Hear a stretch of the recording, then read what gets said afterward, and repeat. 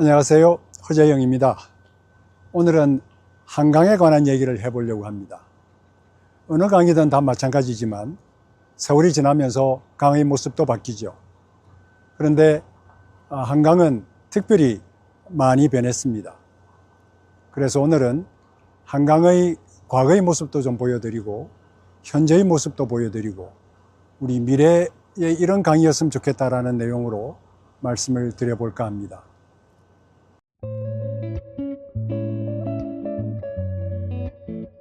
그래서 오늘은 한강의 과거의 사진 몇 장을 먼저 보여드리고 한강의 과거의 모습을 회상하면서 현재 우리는 어떤 한강을 보고 있는가에 대해서 말씀을 드려보겠습니다. 1929년에 조선 총독부가 작성한 한강 개수 계획도입니다. 아마도 한강의 개수는 조선 총독부 시절에 이때부터 시작이 되었다라고 생각을 합니다. 두 번째 사진은 1975년도 한강의 사진인데요. 이 한강에는 여의도, 밤섬, 선유도, 난지도와 같은 여러 개의 섬이 있었습니다. 이 섬은 우리가 생각하는 일반 섬과는 달리 강이 흐르면서 모래가 쌓여서 만들어진 자연이 만든 섬입니다. 최근에는 인공섬을 만들기도 합니다만 우리가 과거에 갖고 있었던 여의도나 밤섬이나 난지도와 같은 섬들은 토사가 흘러내려와서 쌓여서 만들어진 그런 섬이었죠. 다음 사진은 1929년도에 찍은 한강을 오가면서 땔감을 수송하던 배의 모습입니다. 과거에는 당연히 땔감이 많이 필요했고 이 조그마한 선박을 통해서 땔감을 수송을 했죠. 또 하나의 사진은 1929년도의 뚝섬나루의 사진입니다. 뚝섬나루는 굉장히 많은 배가 정박해 있는 것을 볼 수 있습니다. 1929년 마포나루의 사진을 보여드립니다. 지금 보시는 것처럼 마포나루는 꽤 많은 배들이 정박해 있었죠. 그 다음 1946년도 국가기록원에 있는 사진을 칼라 사진을 구했는데요. 이 사진을 보면 마포나루가 얼마나 융성한 나루였는지를 알 수 있습니다.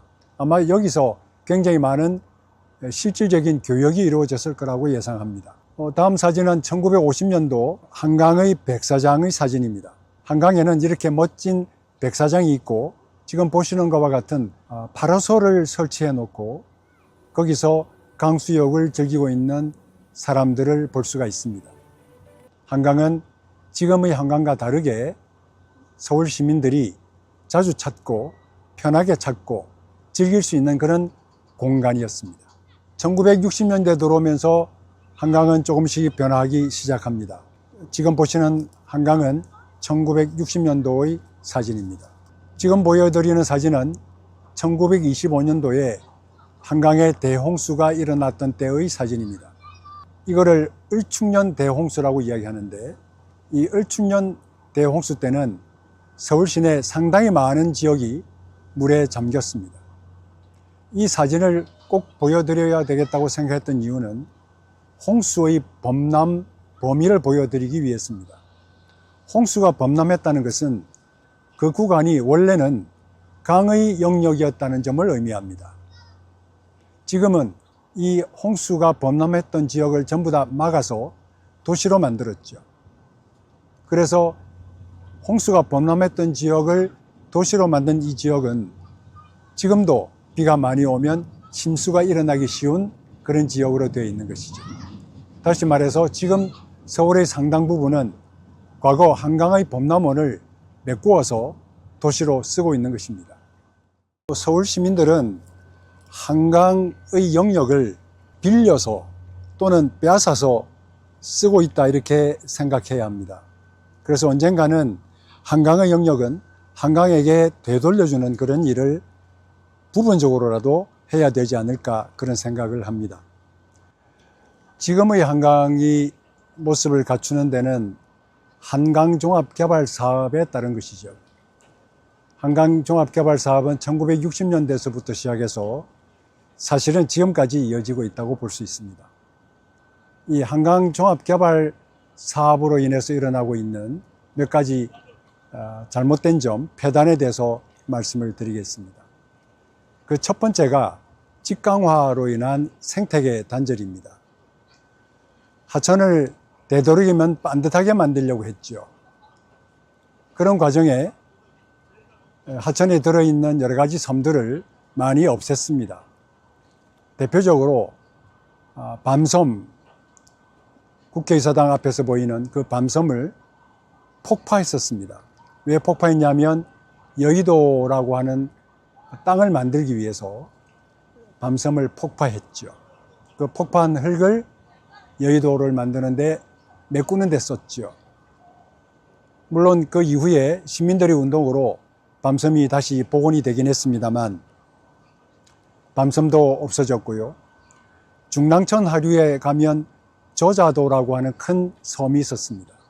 그 섬도 강남 지역의 아파트를 짓는다고 저자도의 모래를 전부 다 파내었죠.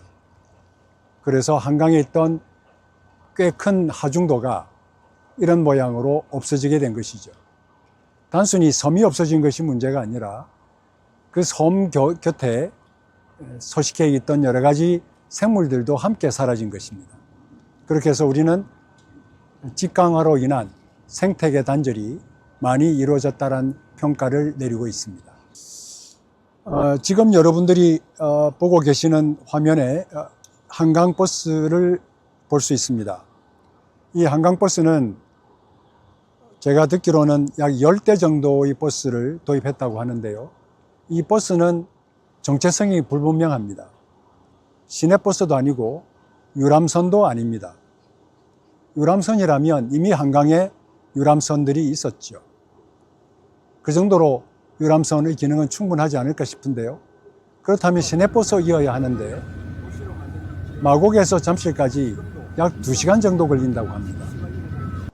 이런 수단으로는 지하철보다 1시간이 더 걸리는 이런 수준으로는 시내버스로서의 역할도 기대하기 어렵죠.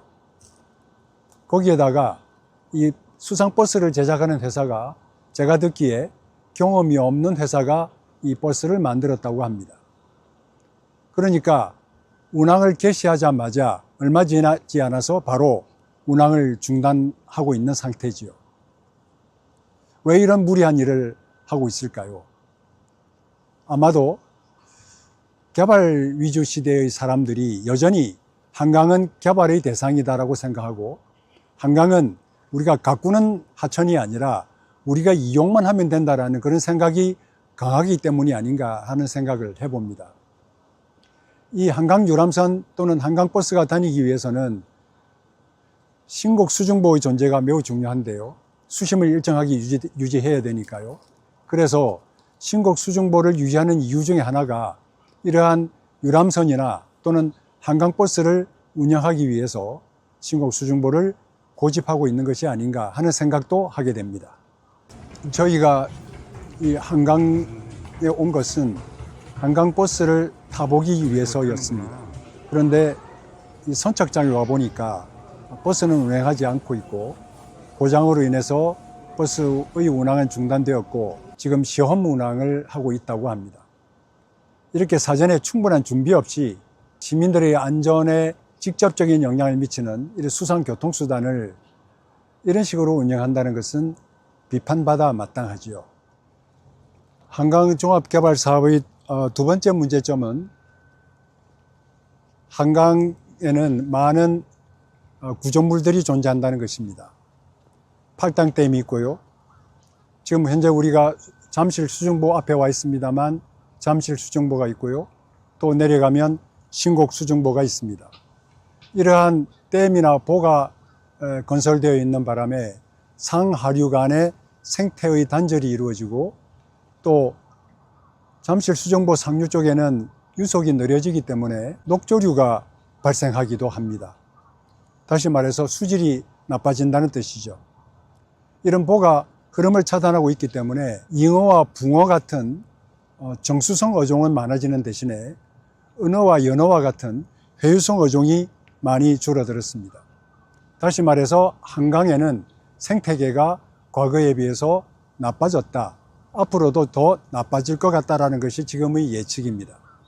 그래서 이러한 문제는 우리가 앞으로 개선해 나가야 할 그런 주제가 아닌가 그런 생각을 하게 됩니다. 세 번째로 드리고 싶은 말씀은 하천 주변이 지나치게 인공구조물로 가득 차게 되었다는 것입니다. 지금 현재 제가 있는 곳도 이런 석축으로 마무리가 되어 있고, 또 다른 곳에 가보면 콘크리트 시설물로 채워져 있죠. 그러다 보니까 하천과 주변 지역 사이에는 짐승이나 또는 곤충이나 양서류들이 서로 왔다 갔다 하면서 살아야 되는데, 이러한 곤충이나 양서류가 살 수 없는 환경이 되고 말았죠. 그만큼 생태계가 많이 훼손됐다는 뜻이기도 하고요. 또 한편으로 무엇보다도 사람이 접근할 수 없는 하천이 되고 말았습니다. 아까 백사장 사진을 보여드렸습니다만, 그 백사장 사진을 보여드린 이유는 한강은 사람이 접근하기 쉬운, 그리고 사람이 휴식할 수 있는 그런 공간이었는데, 지금은 사람은 하천 안으로는 들어갈 수 없는 그런 하천이 되어 있습니다. 이런 하천이 과연 좋은 하천이라 할 수 있을까? 이런 문제의식을 갖게 되는 것이죠. 자, 네 번째 문제는 하천 주변을 레저 시설이거나 자전거 도로로 전부 채웠다는 문제점이 있습니다.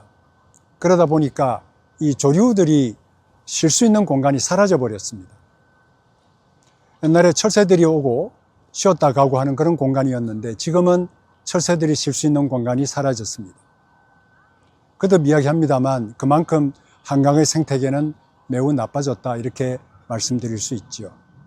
다음은 수질 문제입니다. 아까 잠실 수정보 얘기를 잠깐 했습니다만, 수질은 BOD에서는 조금 좋아지긴 했습니다. 그러나 더 이상 더 좋아지지 않고 있는 상태이고, 그럼에도 불구하고 조류가 발생하거나 하는 문제는 지금도 일어나고 있죠. 다섯 번째는 수질 개선에 한계가 있다는 점을 말씀드리고자 합니다. 하수 처리장을 많이 설치해서 수질은 좋아지고는 있습니다. 그러나 한편으로 팔당댐 상류와 잠실 수중보 상류에는 해마다 여름철이 되면 녹조가 번성하고 있지요. 녹조가 번성한다는 것은 물속에 산소가 부족해질 가능성이 있다는 점을 의미하기도 합니다. 그래서 이 한강의 수질을 개선하기 위해서는 지금과 같은 구조물에 의해서 하천 수질을 관리하기에는 매우 어려운 점이 있다는 점을 말씀드리고자 합니다. 그리고 기후변화에 대한 대응도 필요합니다. 지난 2020년 홍수가 났었죠. 그때 잠수교가 굉장히 오랜 기간 동안 사람이 다닐 수 없는 그런 교량이 되고 말았었습니다. 한강이 매우 큰 하천이긴 하지만 홍수의 범람도 염려할 수밖에 없는 그런 상황이 되어 있습니다. 제방과 뚝으로만 홍수를 막아낼 수는 없습니다. 제방 외에 다른 방안도 필요하다는 뜻입니다. 그래서 지금 우리가 한강의 범람원을 이용하고 있긴 하지만 그 한강의 범람원을 다시 한강에게 되돌려주는 그런 일을 해야 합니다. 그래야지만 홍수에 대한 피해를 조금이라도 줄일 수가 있게 될 것입니다. 지금까지 한강이 갖고 있는 문제점을 쭉 말씀을 드렸습니다. 이 문제점을 해결하기 위한 방안이 필요할 것인데요. 몇 가지를 말씀드리겠습니다.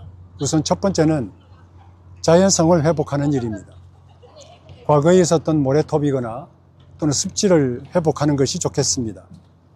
이런 작업을 통해서 한강이 좀 더 자연성이 풍부한, 자연성이 회복된 한강으로 바뀌어질 것입니다. 이와 더불어서 한강에 설치되어 있는 구조물을 보완하거나 수정하는 작업이 필요합니다. 한강에는 팔당댐이 있고 신곡수중보, 잠실수중보가 있습니다. 팔당댐은 우리의 상수원이기 때문에 잘 관리해야 합니다. 그런데 잠실수중보와 신곡수중보는 다소 개선한다면 지금보다 훨씬 나은 한강을 만들 수도 있을 것입니다. 이런 일을 하기 위해서는 이 거버넌스가 반드시 필요합니다. 한강의 주인이라 할 수 있는 서울 시민들이 함께 한강을 가꾸는 마음으로 서울시와 서울 시민들이 거버넌스를 꾸려서 우리의 한강은 어떻게 꾸렸으면 좋을까, 어떻게 가꾸어 가면 좋을까를 상의해야 합니다. 이런 일을 통해서 한강을 지금보다 더 나은 한강으로 만들고 생태가 살아있고 물이 깨끗하고 사람이 접근할 수 있는 한강으로 바꿔 나가는 것이 어떨까 합니다. 그러기 위해서 우리는 한강에 좀 더 많은 관심과 애정을 쏟아야 할 것입니다. 이 동영상을 보시는 여러분들께서 이 일의 주인공이 되어주시면 좋겠습니다. 이 방송을 보시는 분들에게 제안합니다. 우리의 한강을 야생조류가 돌아오는, 수달과 연어가 돌아오는 그런 한강으로 만들어 갑시다. 그렇게 하면 자연성이 풍부한 아름다운 한강을 우리 시민 모두가, 그리고 대한민국의 국민 모두가 이 한강에 와서 한강을 즐기고 한강을 향유할 수 있는 그런 조건이 될 것이라고 생각합니다. 마지막으로 한 장의 사진을 더 보여드리고 싶은데요. 한강의 과거와 한강의 현재와 한강의 미래를 보여드리겠습니다. 한강의 과거는 모래사장으로 가득한, 그러나 배후도시가 발달하지 않는 한강이었습니다. 지금은 잘 정비된 공원을 가지고는 있지만 인공적인 한강입니다. 미래의 한강은 배후지에 도시가 들어서 있지만 자연이 살아있는 그런 한강입니다. 이런 한강으로 우리 같이 만들어 가 보시지 않겠습니까? 오늘은 한강을 보존하자는 주제로 여러분들에게 말씀을 드렸습니다. 말씀 들어주셔서 감사합니다.